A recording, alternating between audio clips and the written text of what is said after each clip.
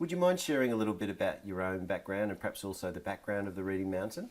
Okay, so I'm a literacy specialist with 30 years of experience in teaching and specifically in reading intervention.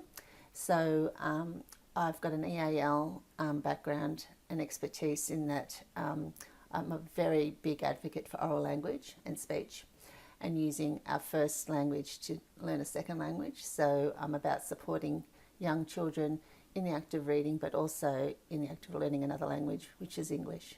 Oh, okay. So the Reading Mountain is a metaphor for, the climb that some children have when they're beginning to read. And we all know that when we're climbing a mountain, it's tough and it's arduous, but at the top you can actually see a really beautiful view. And it's a nice anecdote or a metaphor for, still needing support on the way down because we don't always know it and we're always learning.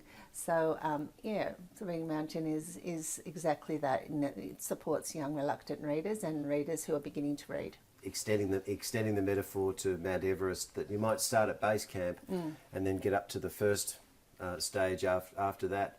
But then if the weather gets really bad, you might actually have to go back to base camp, take your time, Absolutely. prepare again, and then move forward. And each bit, so 2 steps forward, 1 step back, perhaps. Yeah, and for some children, they've got learning problems, so we need to tailor books for them. So, and we've actually, what makes our products different, or our books different, is that they're simple chapter books. So all kids want to read a chapter book. They all aspire to read a chapter book. So these are simple narratives divided into chapters, which assists comprehension, but also increases engagement or the will to want to read it in the first place. It makes sense. So they act as little milestones. Yeah.